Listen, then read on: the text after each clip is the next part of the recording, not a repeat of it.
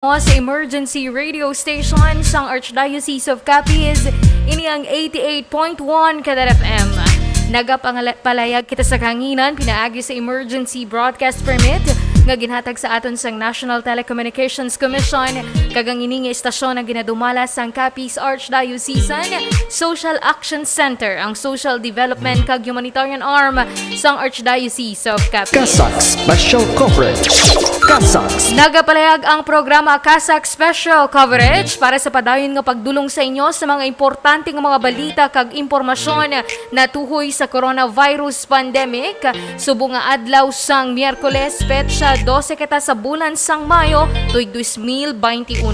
Sa pangalan sang kabugusan nga puwersa sang 88.1 kada FM, ako ang inyo mangin alagad. Mangin kaupod ninyo sa pag-alagad sa Ginoo, pinaagi sa pagserbisyo sa tao. Ini si Alagad May Durias para sa 88.1 kada FM, Kasak Special Coverage. Kasak Special Coverage. Kasak Special Coverage. Mga palantayan nga balita kag impormasyon tuwing sa isyu nga nagasugata sa aton. Mga dapat ninyo mahibaluan sa nagakainabo sa aton palibot. Igadulong sa inyo sang tingog nga puwersa sa Capiz Archdiocesan Social Action Center kag sang 88.1 Kader FM. Kasak Special Coverage. Kasak Special Coverage.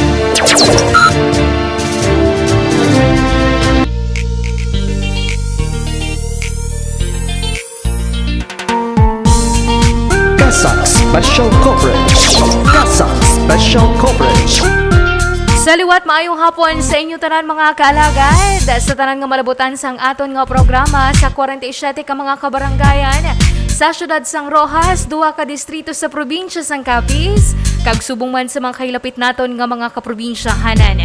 Nagapalabot man kita sang pagtamyaw sa tanan nga mga kaalagad naton nga nakatutok sa aton live streaming pinaagi sa aton nga official Facebook page sa Kasak. Madamo gid nga salamat especially sa aton nga mga overseas Filipino workers sa gihapon kung diin makamo nga parte sang kalibutan sa probinsya sang Capiz kag subuman sa aton nga rehiyon diri sa East. Maayong hapon sa inyo nga tanan. Nagapalayag ang Kasak Special Coverage para sa pagdulong sa inyo sang updates, reports kag subuman pinakaulihing report na tuhoy sa COVID-19 nga dapat naton mahibaluan. Kasak Special Coverage. Bago ang tanan mga kaalaga, yari danay ang RES Bakuna Advisory gikan sa Capiz Provincial Health Office. Sa sining tinion o kontion sang pandemya, magpabakuna gid para sa aton nga proteksyon. Kung ikaw bakunado, magabakod ang imo nga immune system, mapag-on ang imo proteksyon kag depensa batok sa COVID-19 nga balatian. Likawan nga patapnan sang virus, kung may mabatyagan nga hindi maayo sa lawas nga ginadudahan sintomas sang COVID-19, yari ang pila ka mga bida tips kung paano matatap sa panimalay ang miyembro sang inyong pamilya. Magpabakuna agud malikawan ang grabe nga impeksyon kag sintomas sang COVID-19. Malikawan ang pagka-ospital kag subong man maamligan ang imong kabuhi. Pinakamanami mga kalagad ng obrahon kung mayara ka sang nabatsyag nga mga sintomas o naginapakita nga sintomas ng COVID-19, magpakonsulta gid sa healthcare worker para nga matagan kit ikaw sang guide sa tama nga pag-alaga sang imong ikaayong lawas. Kung kinahanglan nga mag-quarantine, importante lang nga mayara ka sang imo kaugalingon nga kwarto, mayara sang kaugalingon nga banyo kag subungan wala ka sang mga kaupod sa balay, kaparehas sang mga senior citizen, persons with comorbidities kag subong man mga nagabusog kay sila ang yara sa mga vulnerable sector. Hindi mo kinahanglan nga magpa-ospital kung gagmay o kung mild o kung wala ka sa masyado ginabatsyag o kung asymptomatic, pwede ka nga magkadto sa balay o kung isa ka temporary treatment and monitoring facility sa inyong mga lugar. Sa gihapon padayon nga sundon ang public minimum health standards, kaparehas ang pagsuksok sang face mask kag face shield, pag-obserbar sang physical distancing kag subong may masami nga pagpang-disinfect sang aton nga palibot. Ang ina nga COVID-19 advisory ang buylog nga ginadulong sa inyo sang 88.1 Kadal FM kag sa Capiz Provincial Health Office. Kasag Special Coverage. Kasag Special Coverage. Sa siningatinion mga kaalaga, dire-diretso na kita para sa pagdulong sa inyo sang pinakaulihing update sa kaso sang COVID-19 sa probinsya sang Capiz, Western Visayas kag sa bugos nga pungsod, Pilipinas.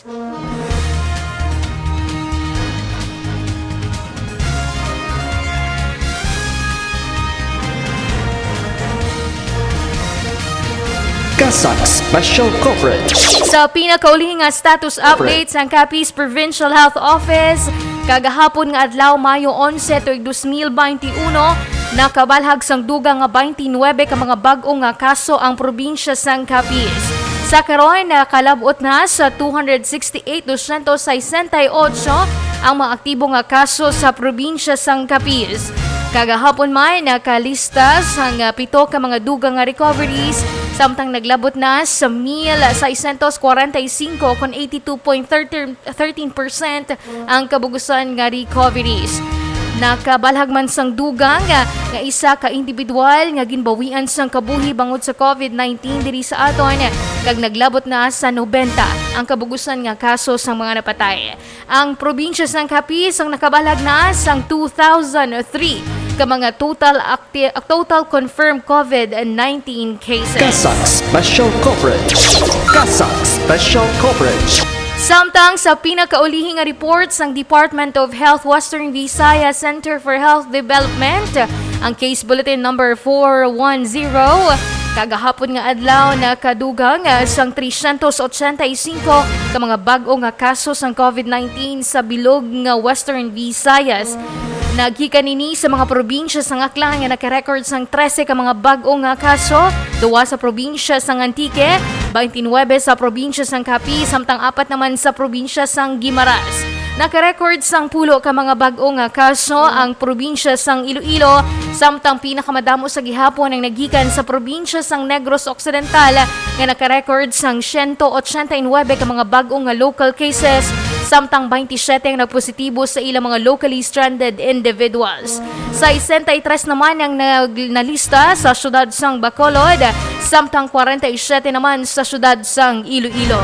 Sa karon naglabot na sa 39,113 ang total cumulative COVID-19 cases sa bilog nga Western Visayas, samtang 5,316 pa ang total active cases. Kagahapon man nga adlaw, naka-record sang dugang at 466 ka mga bag-ong recoveries kag nagdagat na sa 32,842 ang total reported recoveries. Nakabalhag man sang dugang nga 11 ka mga numero sang napatay kag naglabot na sa 948 ang total reported deaths ng COVID-19 sa bilog nga Western Visayas. Kasag Special Coverage. Kasag Special Coverage. Samtang sa pinakaulihing nga update sang Department of Health subong nga adlaw, naka-record sang dugang nga 4,842 ka mga bag-o nga kaso sang COVID-19 sa bilog nga pungsod Pilipinas. Bangod sini naglabot na sa 1,118,359 ang kabugusan nga kaso sang COVID-19.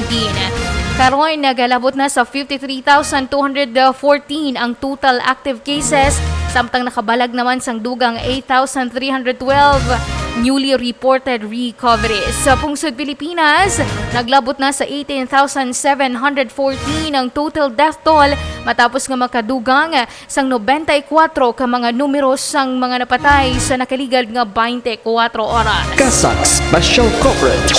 Kasag Special Coverage. Nabatian mga kaalagad ang update sa kaso sang COVID-19 diri sa aton sa probinsya sang Capiz, Western Visayas kag sa bugos nga pungsod Pilipinas. Sa akon nga pagbalik, idulong ko naman sa inyo ang mga detalye sa mga nakalinyada naton nga mga balita.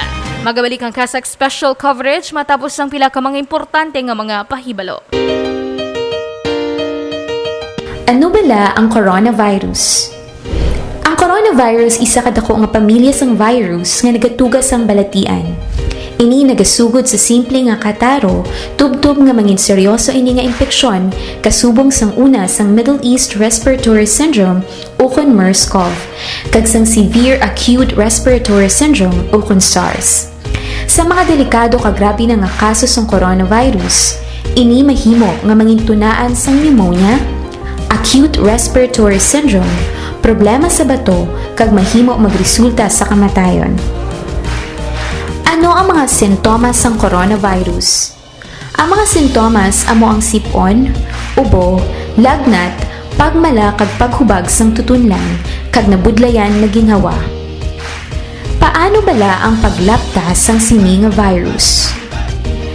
Ang ini nga virus nagsugod sang December 31, 2019 sa Wuhan, China. Ini mahimo magtapon halin sa isa ka tawo pakadto sa iban pinaagi sa pag-asik sang laway, kag sip-on kung mag-ubo, maghatching kag sa pag-uyat sang kamot sang iban nga tawo. Ano ang dapat himuon agud malikawan ang coronavirus? Likawan nga magpalapit sa mga tawo nga may balatian ka nagapakita sang kasubong nga sintomas sang sakit. Hindi magdupla sa bisan diin lang. Likawan ang pagtandog sa mata, ilong kag bibig. Permi nga maghugas sang mga kamot. Tapna ng ilong kag bibig kun mag-ubo ukon maghatching gamit ang tissue ukon panyo. Likawan nga magkadto sa mga matawo nga lugar kasubong sa malls, sinihan, terminals kag airports. Kung may mabatyagan nga sintomas, magpakonsulta gidayon sa pinakamalapit nga health center sa inyong nga lugar. Sa mga luyag kang nagapangita sa mga preska kag pesticide-free nga mga ulutanon, magbisita lang diri sa Kasak Anus Store kag Resource Center. Kasak Anus Store kag Resource Center. Bukas kami kada Miyerkules nga adlaw kag nagabaligya sa mga masunod: lettuce, ogbos kakamote, alugbati, kangkong, kulitis, talong, ampalaya, kalabasa, sab-a nga saging, okra, upo, patola, siling nga haba, kag iban pa nga mga ulutanon. Nagabaligya man sang native nga kape kag itlog. Sa mga luyag magbakal, ang mga available nga ulutanon gina-post sa Kasak Facebook page kag pwede ninyo mabisita diri sa Archbishop's Residence Compound, Lawan, Ross City. Kag pangitaon lang si Miss Princess Dayan Calanza. Sa mga luyag magpa-reserve, mag-text na magtawag lang sa 0907-621-6650 or 090903-00213. Magkari kag magbakal na. Nakapanyenda ka na sang preska kag pesticide-free nga mga ulutanon, makabulig ka pa sa mga tawo nga may dako nga pagkinahanglanon. Kasak Anus Store. Spot what you like, get what you need, and pay with your heart. Kasak Anus Store kag Resource Center.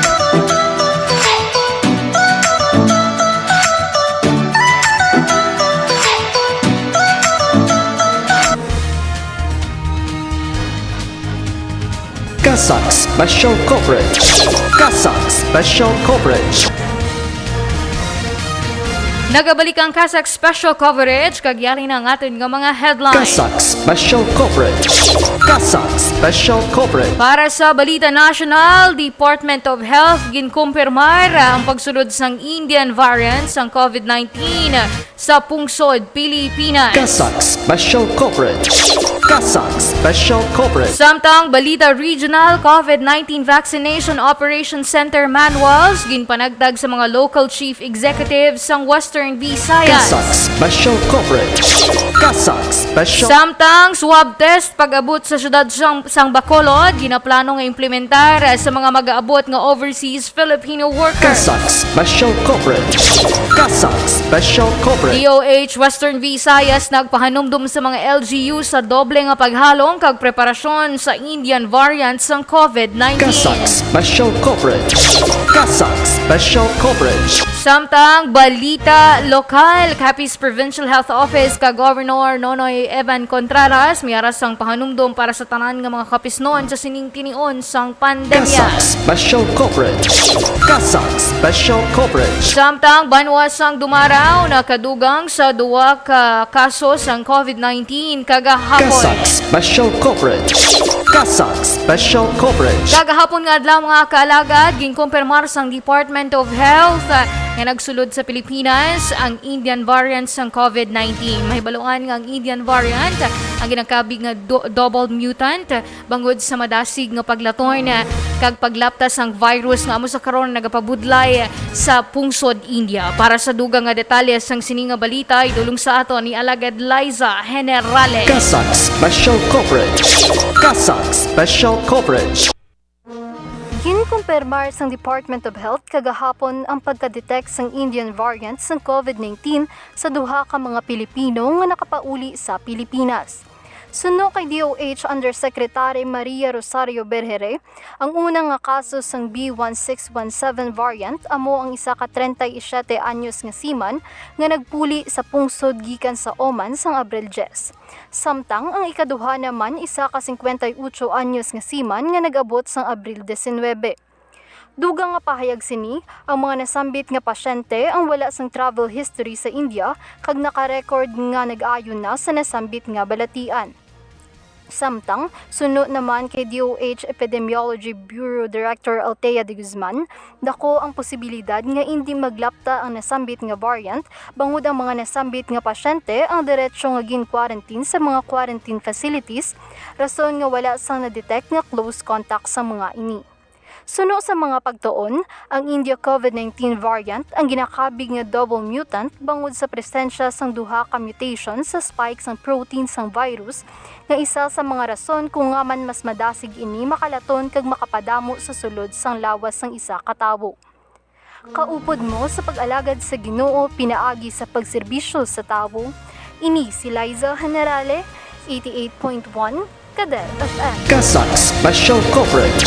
Kasag Special Coverage. Samtang sa Balita Regional, para sa mas epektibo kag mas madasig nga vaccination rollout, ginpanagtag kagahapon ang COVID-19 Vaccination Operation Center manuals sa mga lokal nga mga leaders sang Western Visayas dito sa probinsya sang Iloilo.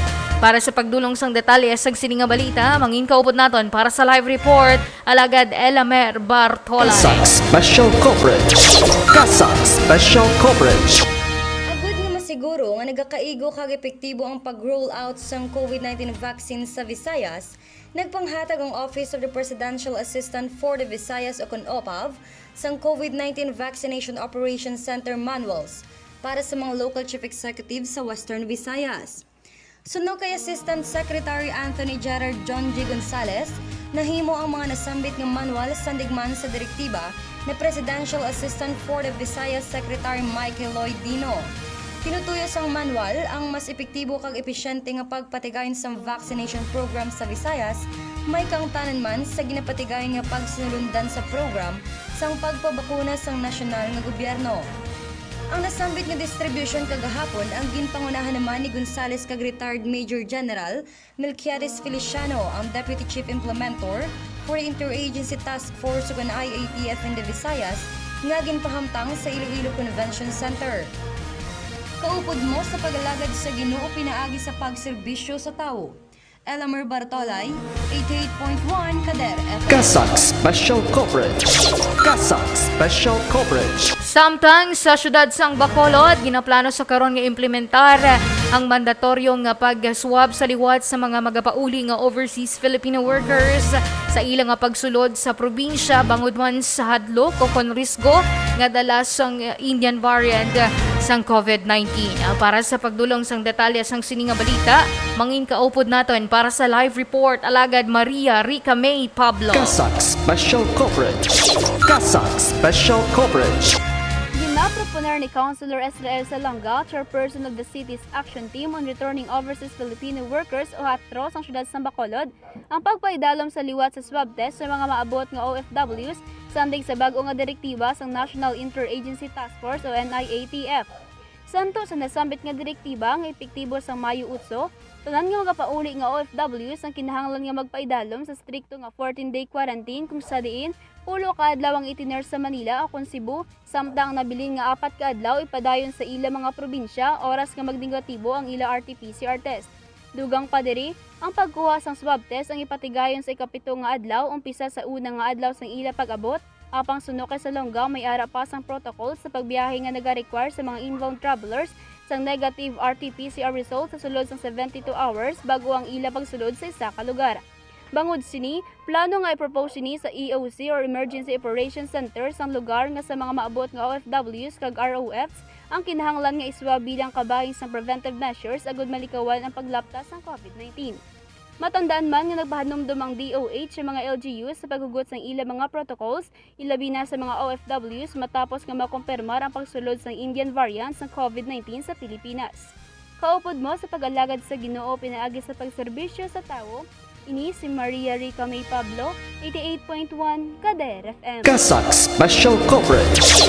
Kasak Special Coverage. Samtang dugang pa nga balita regional mga kalagad, nagpahanumdum sa karon ang Department of Health Western Visayas sa mga lokal nga mga gobyerno sa Region 6 nga doblehon ang paghalong kag preparasyon, ilabi na ang monitoring and surveillance sa mga mag-aabot nga overseas Filipino workers.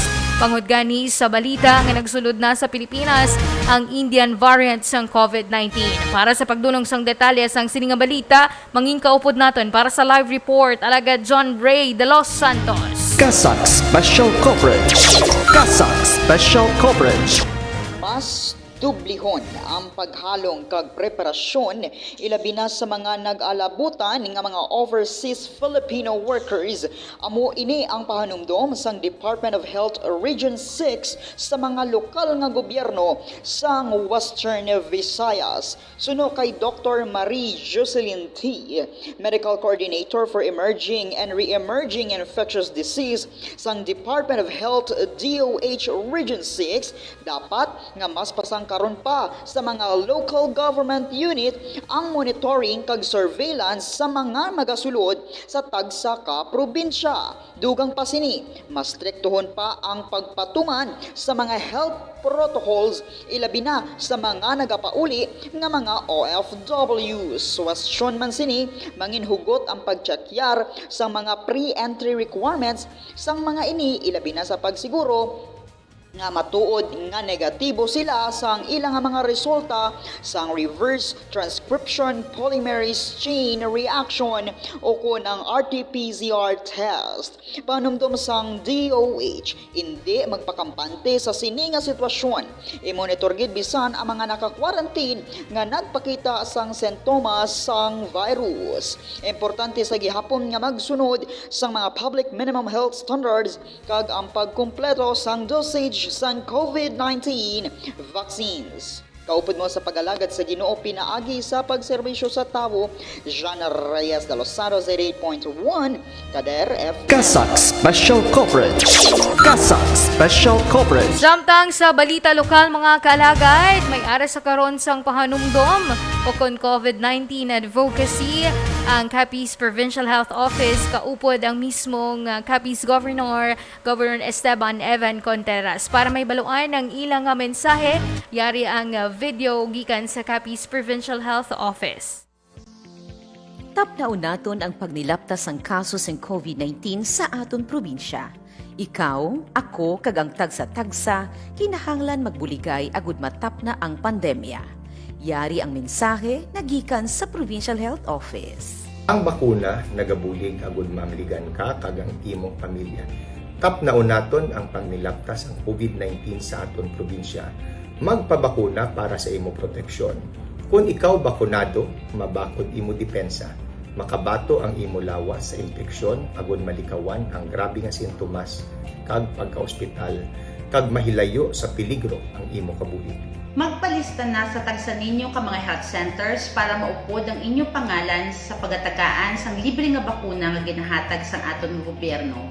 Una na naton ginbakunahan ang aton nga mga frontline health workers kag ini pagasundan sang tanan naton nga mga senior citizens kag ang mga nagaedad 18 to 59 years old nga may mga comorbidities kapareho sang hypertension, diabetes, sakit sa korason, sakit sa bato kag iban pa. Kumpituha ang duha ka doses ng bakuna para maproteksyonan ang imo kaugalingon. Padayon gihapon naton nga sundon ang minimum public health standards biska na bakunahan na kita. Buot silingon ang pagsuksok ng face shield ug face mask padayonon gihapon naton. mag-disinfect sang kamot gamit ang tubig kag sabon o kon alcohol, kag ang pag-maintain sang 1 meter nga distance sa iban nga tawo. Likawan man naton ang mga super spreader nga mga aktibidades pareho sa pag-attender sa mga kasal, bunyag, birthdays, kag iban pagid na pagtililipon na kung sa diin pwede kita matapnan sang virus. Mga pinalangga ko nga pumuluyo, ginahinyo ko gid ang inyong kooperasyon. Ako mismo, certified nga bakunado. Gani magpabakuna na, agud ikaw kag ang imo nga pamilya protektado batok sa makahalalit nga pandemya. Magbinuligay kita, agud matap na ang paglaptas sang virus sa aton nga probinsya. Kinahanglan ang tagsa ka pamilya magdepensa. Ini ang inyong gobernador nga nagakabalaka kag nagapalangga gid sa inyo. Governor Nonoy Evan Basero Contreras. God bless. Kapis.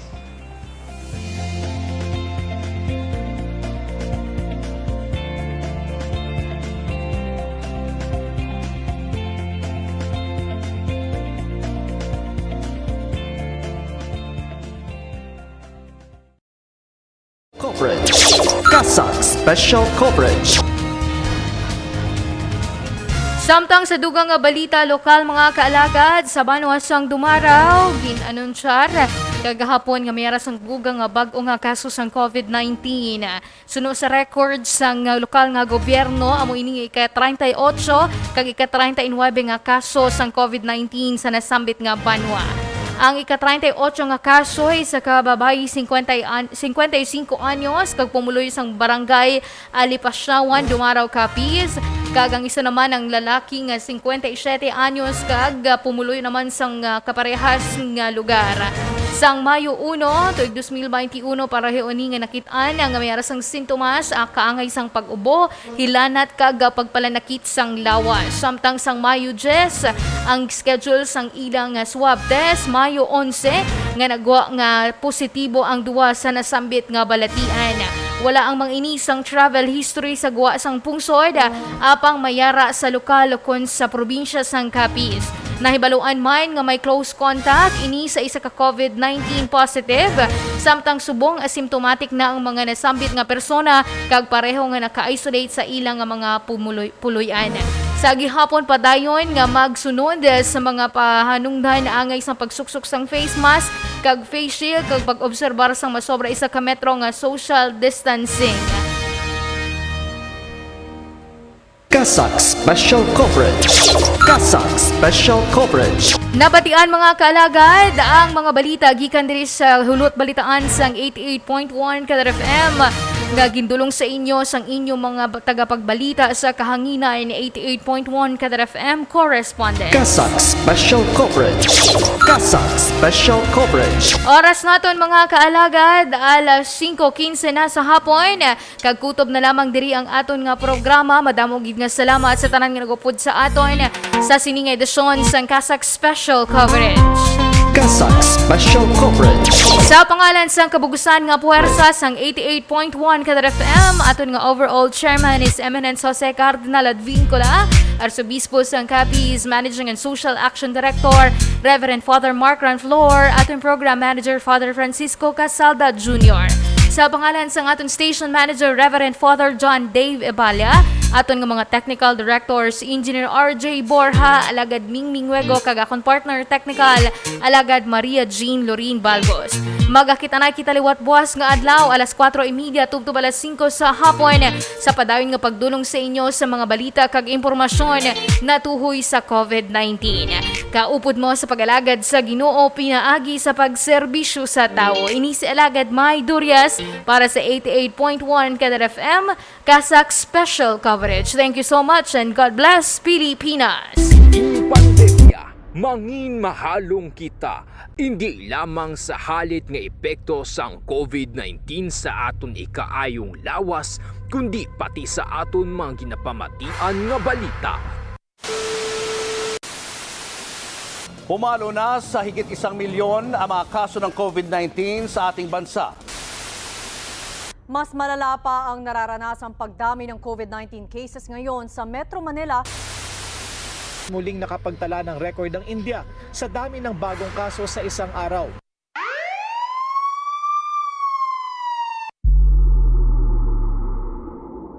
Para sa mas komprehensibo nga pagbalita, mas detalyado nga pagwaragwag sang impormasyon kag mga detalye tuhoy sa COVID-19 nga gikan sa maid-id nga pagtuon.